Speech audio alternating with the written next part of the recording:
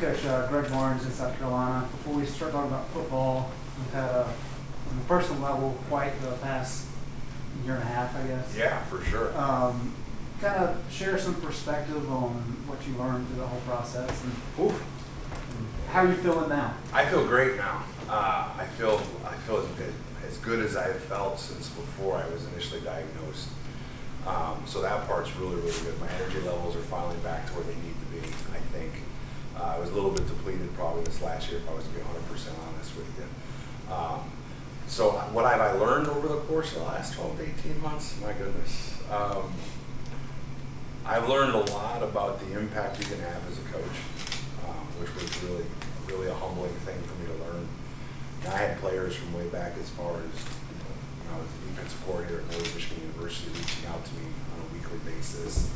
Current players, former players, high school coaches from all over the country reaching out to me. So I got to learn a lot about the impact that you have and not taking any of that for granted. I learned about not taking any single day at all ever for granted. Every day is a good day. So I definitely learned that. I learned, there's so much I learned. I could probably spend 3 hours talking about every little thing that I've learned. But, I learned about the strength and power of family, for sure. What they mean to you, how they can pull you through different things. So it was one heck of a process. There's no question about that. And having, jump ahead again. Andrew Jones started illustrating. No, with John, I actually started to ask questions and identify myself. Sure. Andrew Jones, Starry illustrating. Nice to meet you. Nice to meet you too. And with what you've learned, sure. How much more exciting is it for you now to have the opportunity that you now? Oh man, it's so much more fun. Not that it was never not fun.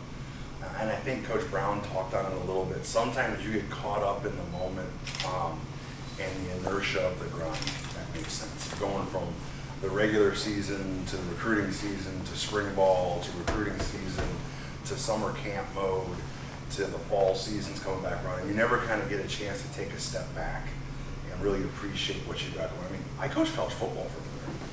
That's pretty sweet.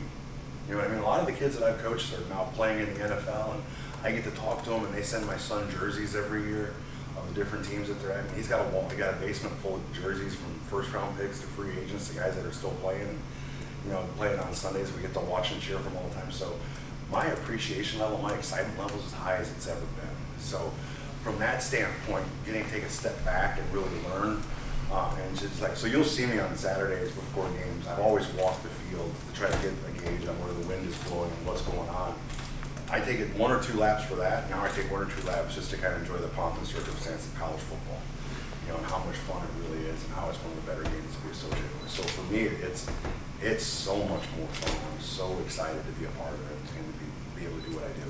Do you think it might change kind of how you approach relationships with kids, or since you said it was pretty strong before? Yeah, you know what? I think I've learned. I've always been what I would consider somebody who takes kids in and wants to be a part of their lives for forever. I think I'm more willing now to dive deeper into each kid, into each guy that I'm going to coach. Not that I ever was before, that's for sure. And I realize that more now with everybody that's reached back out to me. But I appreciate those relationships a lot more. Does that make sense? And so sometimes when you're coaching, you're like, man, I should reach out to this kid's parents and say how much I enjoy coaching that kid. But something comes up, and there's a recruit that you got to talk to, or there's a play you got to go break down, and you never do.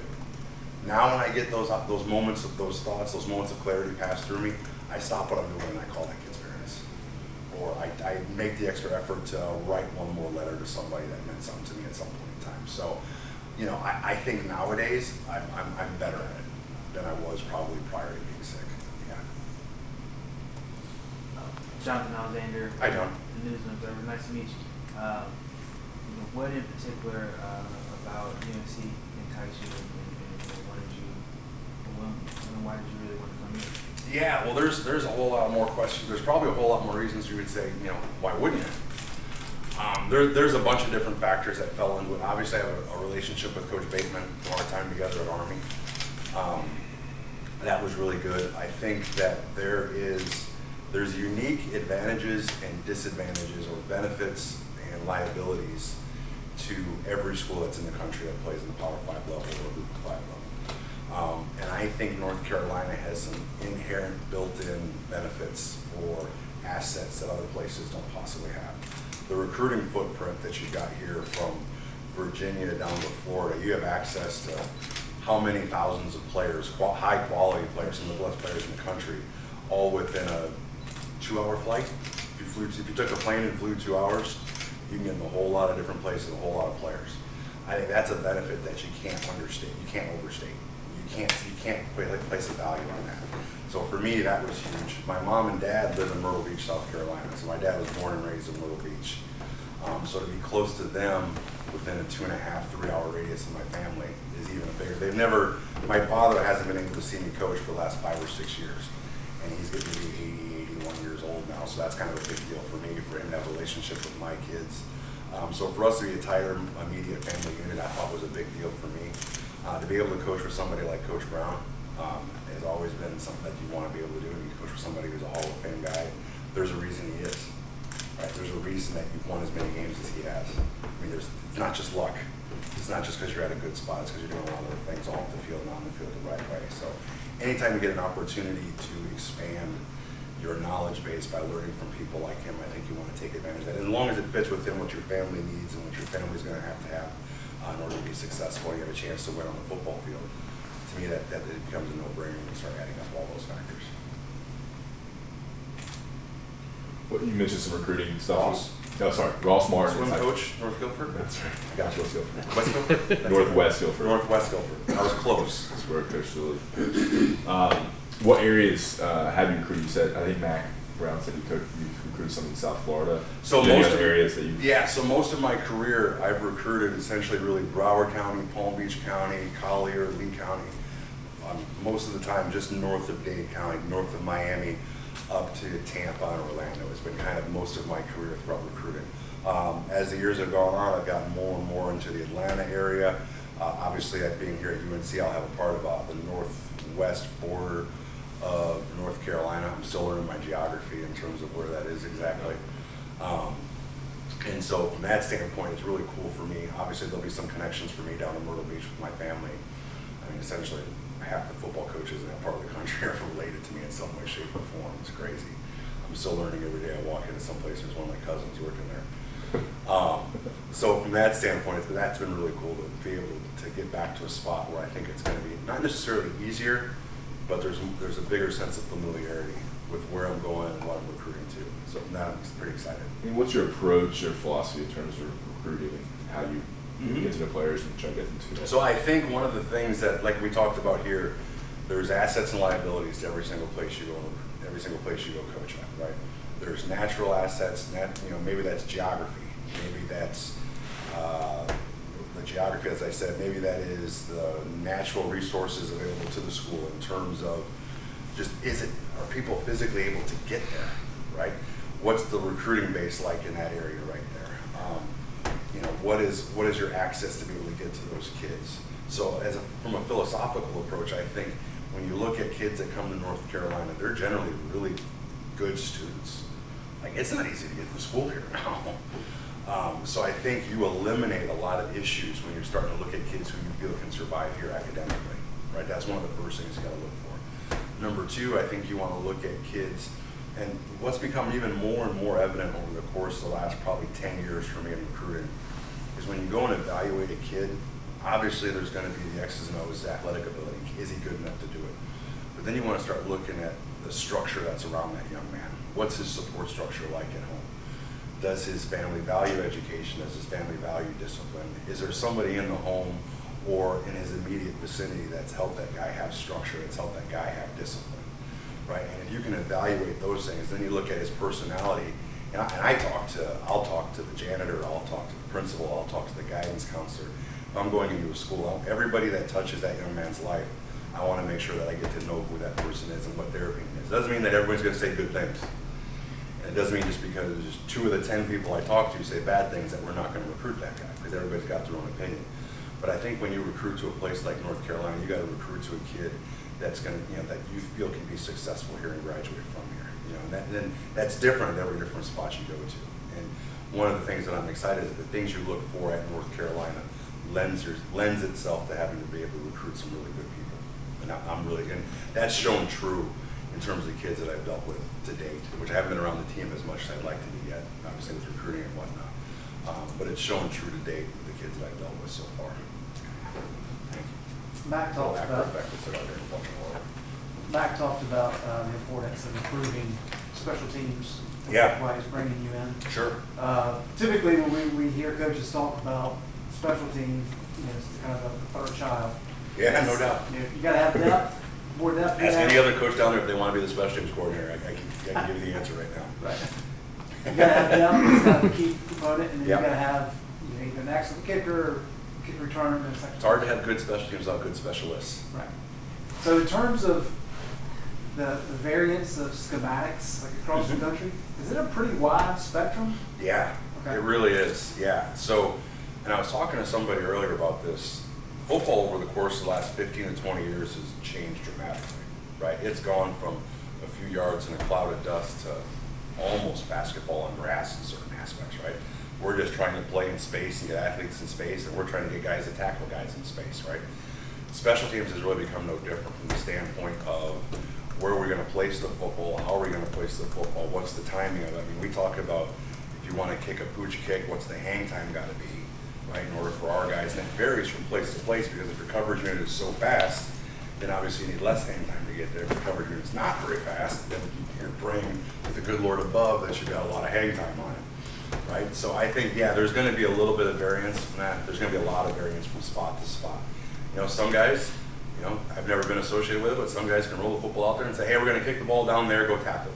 That happens.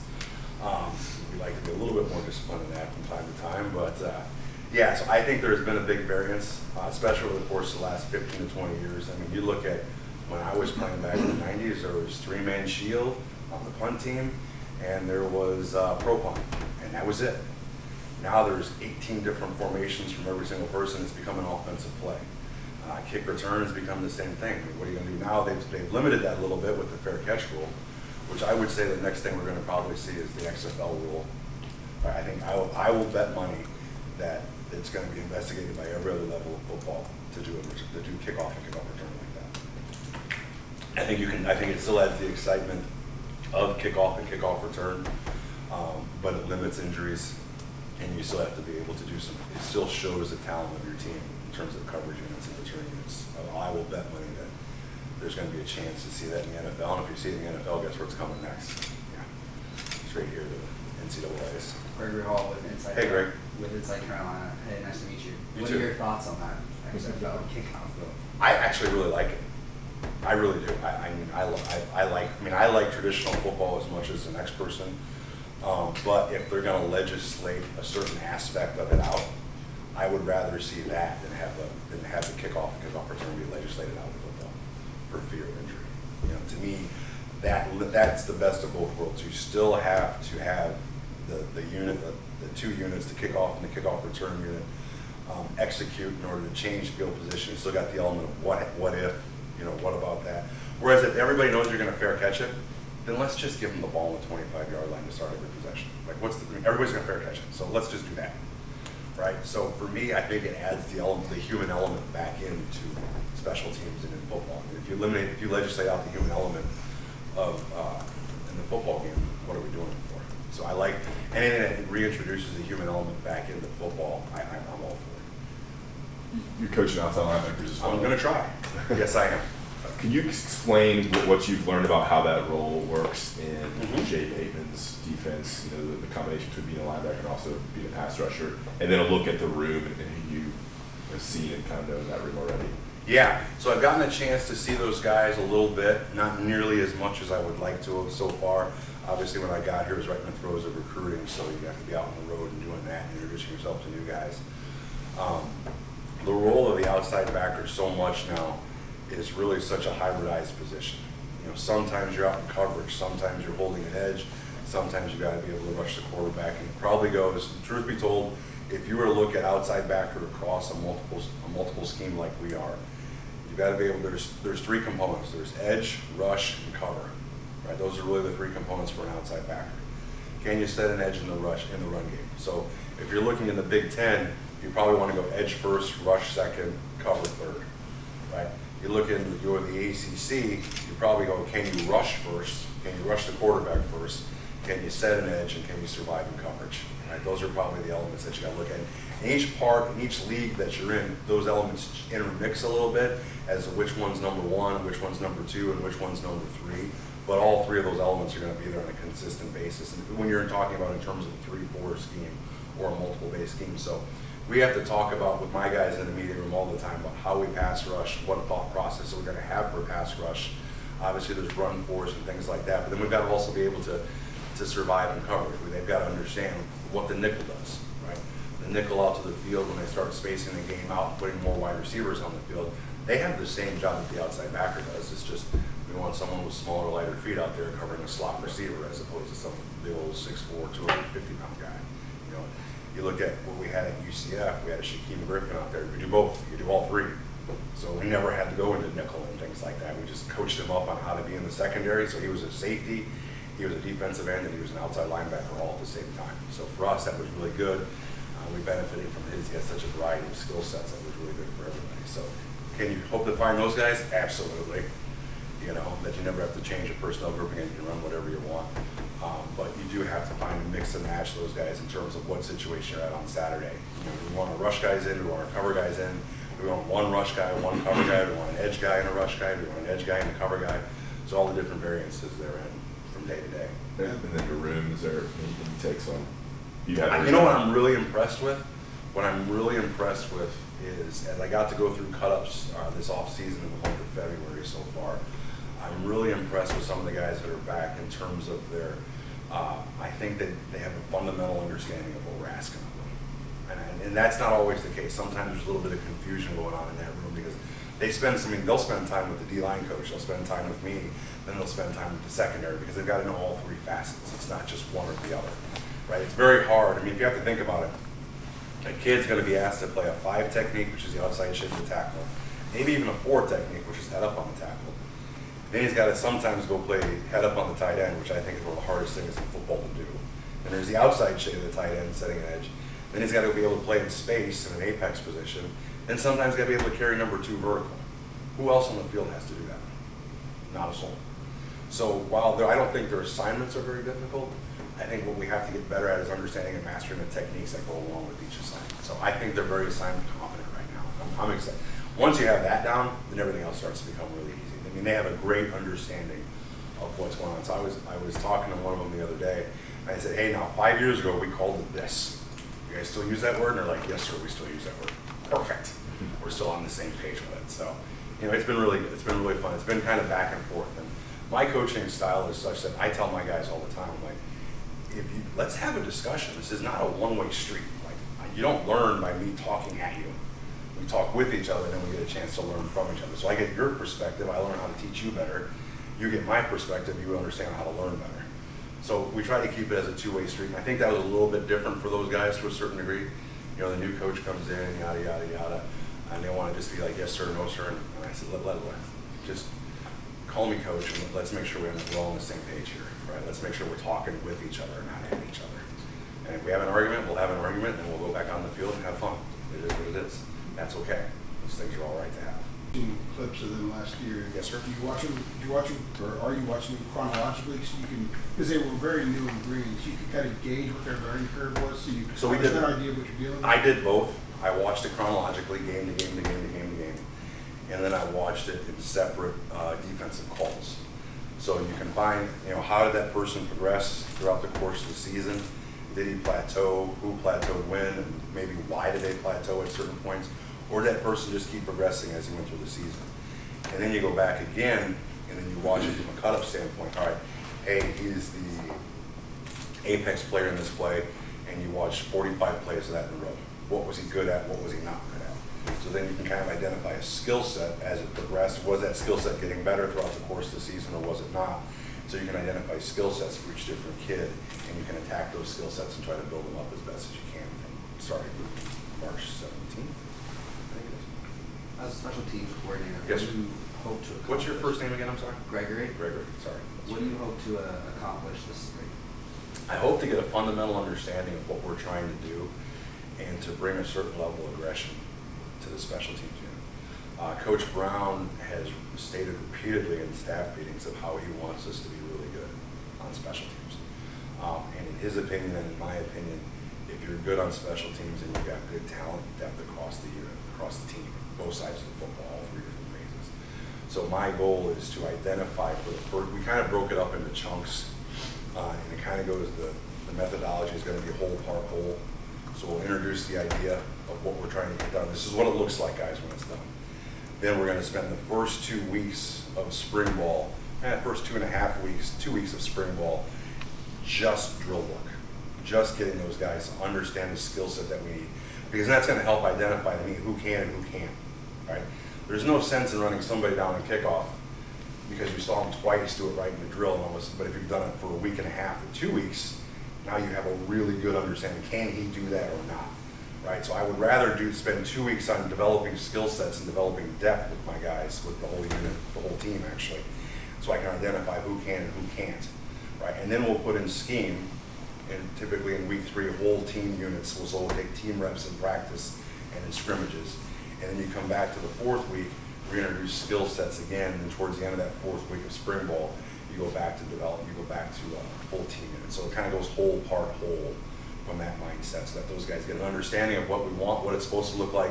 This is how we break it up into separate parts, and this is what it's supposed to look like again at the end of the day. So that when you go to fall camp, when you transition from drill to drill to drill, you're not wasting time in transition. We want to be as efficient as we can in terms of transition from drill to drill, with the limited time that we get. Max said that you can have anyone on the team that you He want. did. He's told me that twice. No, more than twice. He's dated.